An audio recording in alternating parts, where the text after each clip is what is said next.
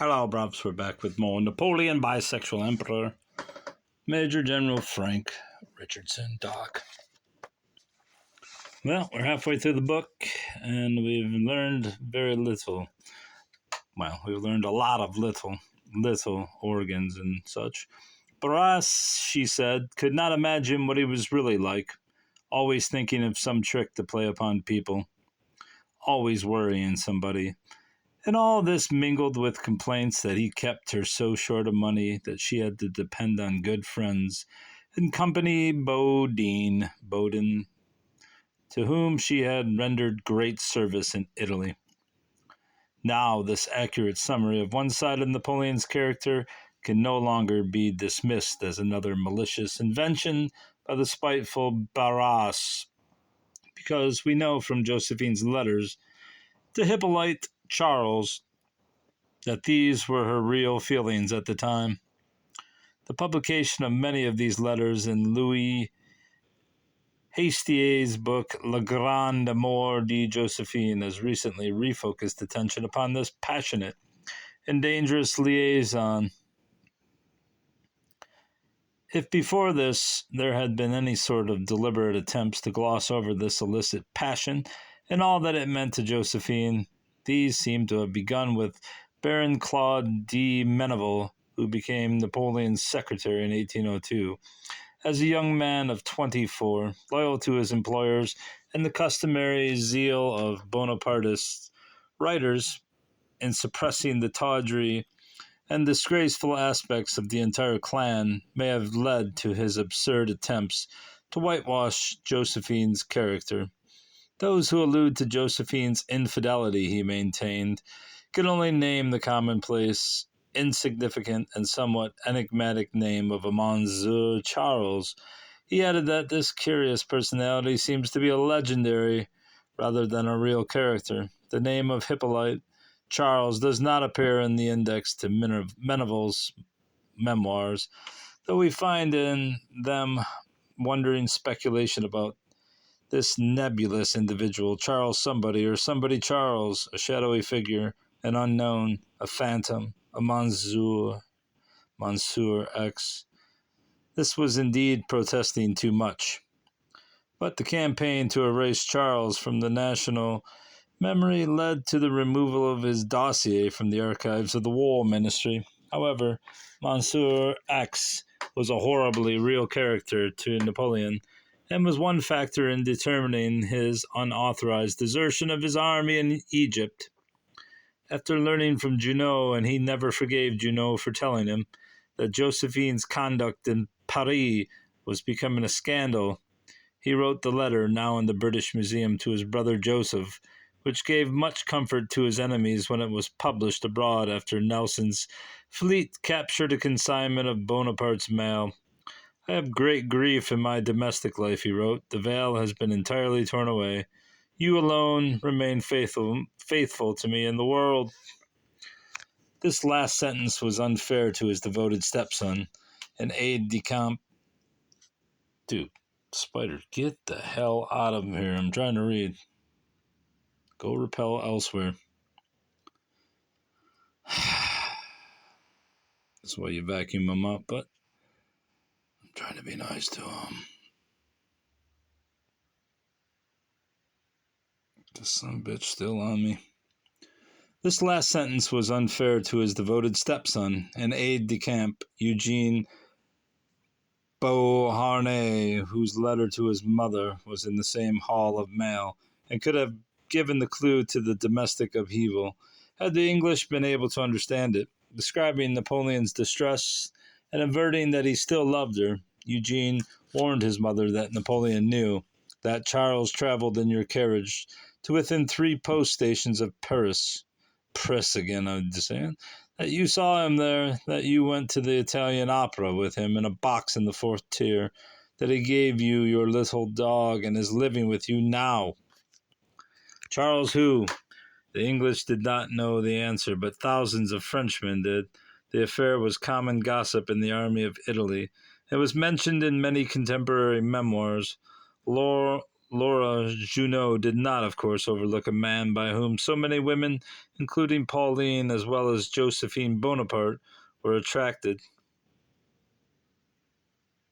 She found him charming, droll, and amusing. An odd fellow. He made one laugh. Utterly attractive, although a little deficient in the fine polish of elegant society. Madame Hamlin, who, according to Turquoise, was the first woman to walk in the street clad in transparent garments. Congratulations, whore. Also fell for him, and her husband described him as a small man with a charming face and a knack for puns and jingles, at which she, Josephine, laughed until she cried, never forgetting to put her handkerchief to her lips to conceal her dreadful teeth.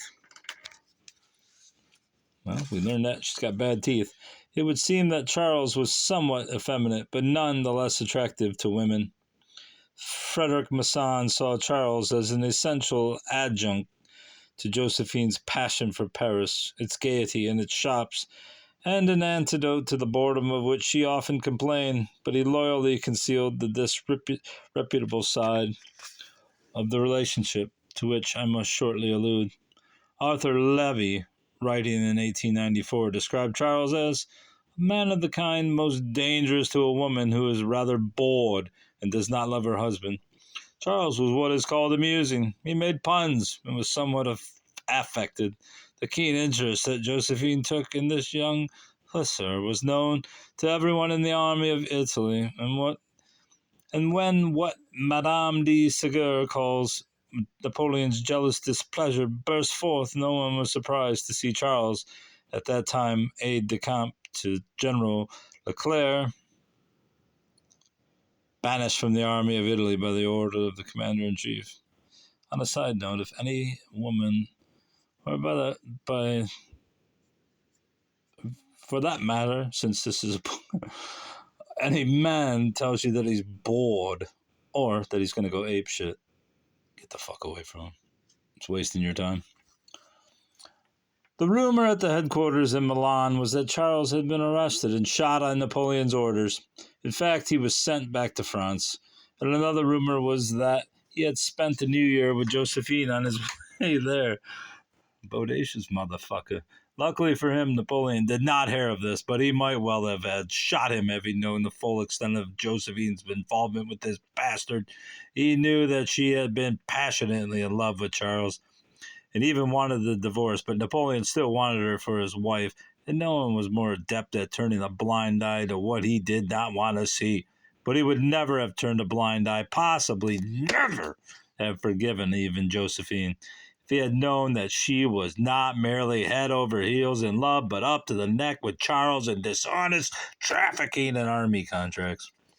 She used the influence of her name to get Charles employment with the shady mercantile house of Louis Baudin, and even in need of money herself, stooped to becoming the pensioner of this firm in return for what she called favors.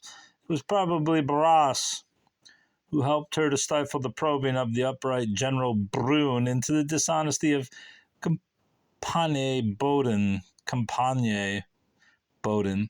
Joseph Turquoise refers to Josephine's dealings with another firm of army contractors, Compagnie Flasha, I gotta sneeze, from whom she received 500,000 francs. He also alleges that for reporting what went on in the first consul's household, she was paid 1,000 francs a day by Fauch, who had spies everywhere. Napoleon may have flattered himself that marriage to the predestined ruler of France would change Josephine, and for a long time he struggled hard to preserve his idea. He deceived himself for as long as possible about her reasons for refusing to join him in Italy, where the conqueror had prepared a palace to receive his consort. But after she resumed her affair with Charles, he was determined to divorce her. And when he returned from Egypt, there occurred the well-known scene after poor Josephine had gone to meet him on the wrong road, and Napoleon, finding her not at home, believed that at last she had really left him for Charles. The Bonapartes got in first and inflamed their brother with excited denunciation of the hated, unfaithful wife. Josephine found herself locked out of his room and his heart. She finally melted him with her persistent tears. aided by the pleas of her son and daughter, neither of which she could resist for long. His valet, Constant, found Napoleon and Josephine together in bed next morning, but from that day the boot was on the other foot, and it was a question of Josephine striving to retain, or rather to rekindle, his affection. She had realized somewhat tardily just how high he was aiming, and when he had finally made her an empress, and she knew that he must have an heir for his new dynasty, the precariousness of her position amongst the scheming Bonapartes kept her in perpetual anxiety, and she saw to it that any little marks of her husband's love did not pass unnoticed. Constance said that she was so delighted when the emperor had spent a night with her that she told everyone in the palace about it, rubbing her little hands together. Popular sayings like nursery rhymes often have their origins in real events, and it would be an amusing piece of research to discover when the music hall quip, "Not tonight, Josephine," was first used. Never heard of it. Napoleon repeatedly asserted that it was only his need for an heir which drove him to divorce Josephine, that he would never have left her if she could have given him a child, and that she would have been his choice for a life companion. In the earlier years of their marriage, he seriously considered adopting various relatives as his heir, and it is at least possible that if she had tried to understand and help him and to cultivate his love at the start, as she did when she was desperately trying to avert the divorce, he might never have left her to strike out into the perilous sea of a second marriage, which in retrospect he used to claim had left him. I can't fucking read. Second marriage, which in retrospect he used to claim had led to his ruin. What a clunky fucking sentence. He called it an abyss covered with flowers. Josephine, as the deserted wife, has naturally attracted much sympathy, but she had only herself to blame, and since the deceived husband was regarded as a ridiculous figure in France, it is really surprising that Napoleon forgave her so often. When he began to pay her back in her own coin, she spied upon him, paid others to do so too, and wearied him with emotional scenes. The forbearance which he showed her, and his protracted hesitation and mental agony before he could bring himself to decide on a divorce, indicate the extent of his dependence on the reassurance which he said she gave him, and of course, as their marriage wore on, he came to depend upon her for much more than mere reassurance in bed. She was, as he often said, all woman. She was completely uninterested in politics or affairs of state, and if he spoke of such things to her, she would pout and say, "You no longer love me." Her trivial mind and frivolous feminine personality made her an ideal companion for his few hours of relaxation, the only confidant with whom he could be himself. She understood the rather unexpectedly playful side of his nature, even more than games of cards at which he cheated consistently. He loved such childish games as blind man's bluff and prisoner's base. Historians have been intrigued by the question of how much these two finally came to care for one another, how completely they forgot the hatred which each had felt for the other at certain times of their life together. When Josephine's doctor, Horio, told Napoleon that Josephine's death had been hastened by her grief at his misfortunes, Napoleon said, "Dear woman, dear kind Josephine, she loved me indeed."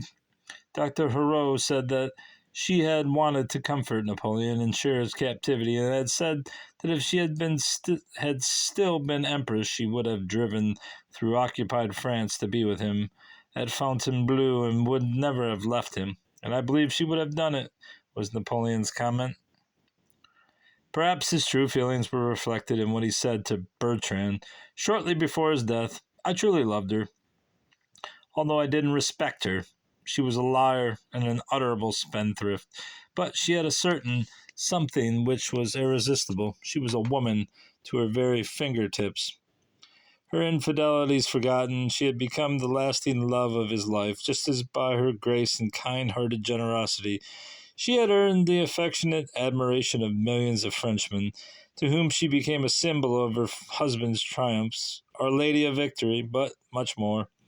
With all their failings that she has secured for herself, a place She has secured for herself a place in history as a curiously compelling, warm, and human personality. At the time of Napoleon's first abdication, it was to the discarded empress that the victorious sovereigns, especially the susceptible young Tsar Alexander I, went to pay court. Was this just sympathy for a woman whom the great enemy had treated badly? I hardly think so, and it could not have been that which made the Crown Prince of Mecklenburg-Schwerin want to marry her. Her children and grandchildren adored her, and so did every courtier and servant who had anything to do with her. The cynical Talleyrand said at the time of the divorce that everyone in the palace would regret her departure because she knew about everyone and helped and cared for them all. Also, she knew best how to calm the emperor. Her notorious and almost unbelievable extravagance, which helped to embitter her mother-in-law against her, was almost as much for others as for herself. She simply could not stop giving things away, and her unselfishness was clearly shown when she gave costly presents to her grandchildren, saying that they had been sent by their mother. Her generosity helped to offset a surprising lack of it in her husband. Napoleon was not by nature a mean man, but Constance said that he never gave presents to the palace staff, not even at Christmas. He also kept a shrewd eye on their pickings. Perhaps he thought that the privilege of serving him should be enough. Mademoiselle Avrillon, Josephine's lady's maid, confirmed Constance's evidence, but said that it was often Duroc's part, as Grand Marshal of the palace, to make up for Napoleon's lack of generosity to the staff. It must have been almost impossible to dislike Josephine, other than the fact she was a whore. Even her bitter, estranged first husband tried to affect her. Cheat on me more, baby. She had no enemies except Barras, the Bonapartes, and presumably some of her creditors, for she died owing over 2,000,000 francs. I know of no portrait or bust of Josephine which helps to reveal the secret of her charm, none which suggests that she was beautiful, or even what is conveyed to me by the French expression belle. She had such bad teeth that she was always careful not to show them when smiling. Her secret lay in her exceptionally warm, tender-hearted, and generous nature. So far as Napoleon was concerned, Josephine, despite her cruel quips about him, had given him the help and reassurance which he had said he needed. As a result of her reassurance, and perhaps of the philandering to which she drove him, he had become a very different suitor and bridegroom, and it must be admitted that he did not approach his second marriage like a man plagued by fears of impotence. This time he was to be not the pupil, but the teacher, and time was to show that the lessons were only too well learned by Marie Louise. This time there were no proposals to women more than twice his age, no search for ready-made love. He went about the business like a farmer, bargaining for a good breeding heifer, and his conduct reflected the coarsening influence of his adulterous liaisons. He was giving up his chosen partner, and all he wanted was a womb, he said. Caulaincourt, his ambassador in Russia, took his tone from this coarse pronouncement. Perhaps he knew... Sounds like a ghost. Perhaps he knew that Napoleon had said long ago that women should be treated as mere machines to make children. Reporting about Napoleon's first choice, the young Russian Grand Duchess, whose mother was determined that she should not be the chosen victim, he said that although only 16, she already showed every sign of taking after her mother, who at 50 was still recognizably a moule enfant. Napoleon's second choice was the 19-year-old daughter of Emperor Francis of Austria, the Archduchess Marie-Louise. Having studied her pedigree and noted how many of her ancestors had had very large families, he said, "That's the kind of womb I want to marry." Lord Castlereagh's allusion to Marie-Louise's betrothal to Napoleon as the sacrifice of a virgin to the Minotaur accurately expressed her own feelings. She had been taught to hate and fear Napoleon, Antichrist, the archenemy of her father, the Emperor of Austria, and of his country. When she heard of Josephine's divorce, she wrote to a friend that she dreaded lest the choice of successor might fall on her, but could not believe that her father could possibly demand such a sacrifice. Yet when he did, she dutifully obeyed him, as daughters did in those days, even if their fathers were not emperors. She had been brought up in an incredibly sheltered environment into which no evidence of maleness was allowed to intrude.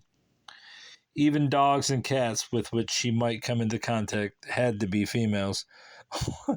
Some 11th hour instruction could hardly have prepared her for a bridegroom's conduct, which a British cabinet minister, Lord Liverpool, described as more a rape than a wooing. The story is well known. As the bride approached her new kingdom, Napoleon, intending to surprise her by pretending to be an orderly of groom, rose through heavy rain well ahead of the official welcoming party.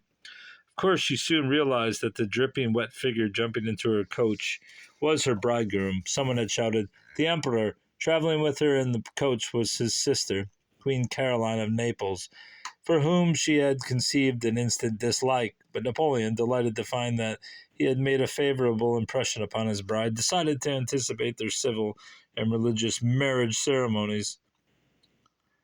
Complacent uncle Cardinal Fesch had assured him that the proxy marriage could be regarded as valid, so he bypassed Soissons, where they should have spent the night, drove on to Compiègne,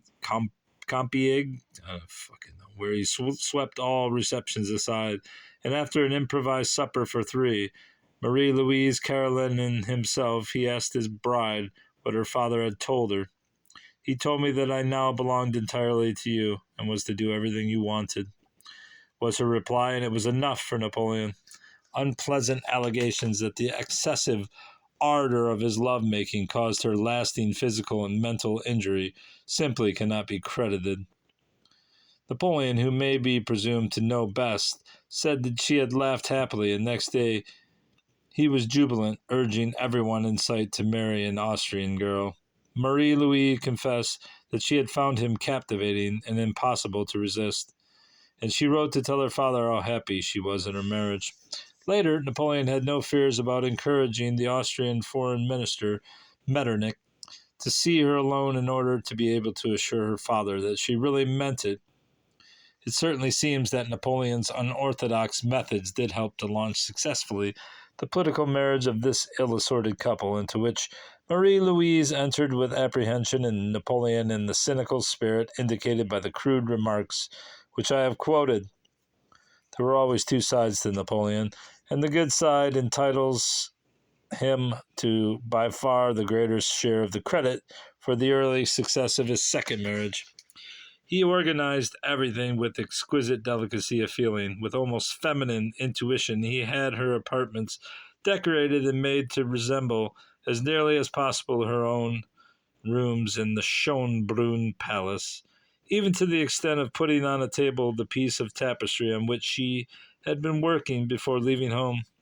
He was rewarded for all his good taste and kindness by the way in which his bride's rather colorless personality was enriched by being the center of so much solicitude and attention, to which she had not been accustomed during her somewhat dreary existence and severe upbringing at the Austrian court.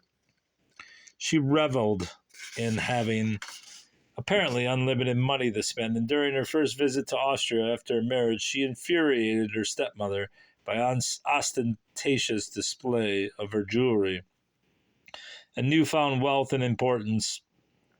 It was not too hard for this strictly educated child, whose jewelry had consisted of some coral necklaces and seed pearls, hair bracelets, and green beads, to grow fond of the generous provider of so much luxury, especially as he made a point of living for her alone. Quite soon she realized that, far from being the monster she had dreaded, her amiable, plump, middle-aged husband only wanted to please her, and was in fact just a little in awe of her. She told Metternich that she was not afraid of the emperor, but was beginning to think that he was a little afraid of her. Napoleon himself, for the first time in his life, was forgetting his rule about never allowing a woman to influence his actions. He was badly needed in Spain, where Wellington's brilliant strategy was beginning to show that defeat of the much stronger French forces was a possibility. Napoleon later excused his inaction by saying, "I had just married a young, pretty, and agreeable wife. Was I not to show a sign of pleasure?" Was I not to devote a single moment to her without being hauled over the coals? Was I not allowed a few short hours of happiness like other men? It is pleasing to think that he did have his hours of happiness before disillusionment set in. In his marriage to Marie Louise, Napoleon displayed his great capacity for romantic fantasy. He idealized her not only as the mother of his long-awaited heir, but because of her blue blood and imperial ancestry. She was his passport into that inner circle of crowned heads into which he was so ardently longed to be admitted. His letters to her are dull and commonplace compared to his passionate outpourings to Josephine, and he frequently reverted to the theme of the influence which he expected her to use with her father in her husband's cause. He tended to be always on his best behavior with her, although, as I have mentioned, she discerned the sadistic side of his nature.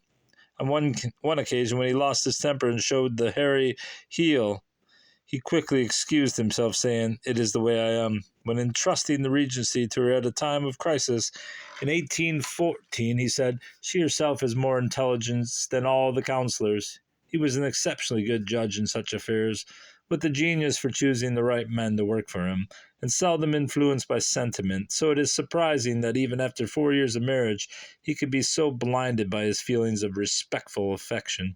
Of course, she did not live up to his high opinion of her. Her private diaries show considerably more wit and spirit than she is usually credited with, but the views of those who have considered her to have been stupid, vain, and shallow are only too soundly based on accounts of her behavior during her brief regency.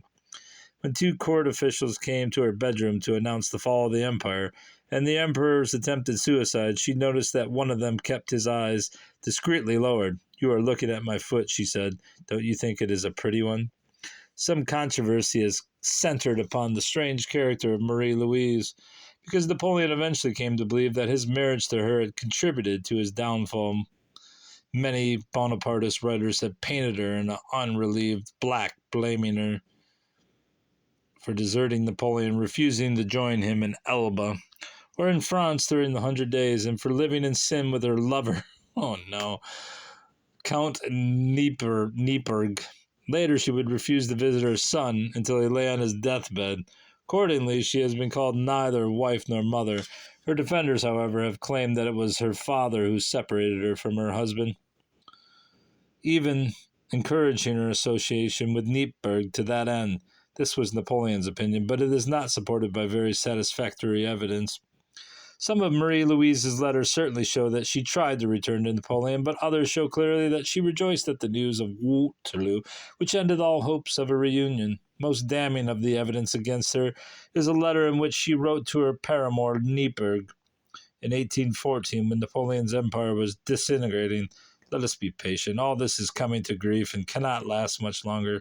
When she heard that Napoleon was dead and she was free to marry the man with whom she had for so long been living in sin, she wrote, "Although I never entertained any strong sentiment of any kind for him, I cannot forget that he is the father of my son, and far from treating me badly, as most people believe, he always manifested the deepest regard for me.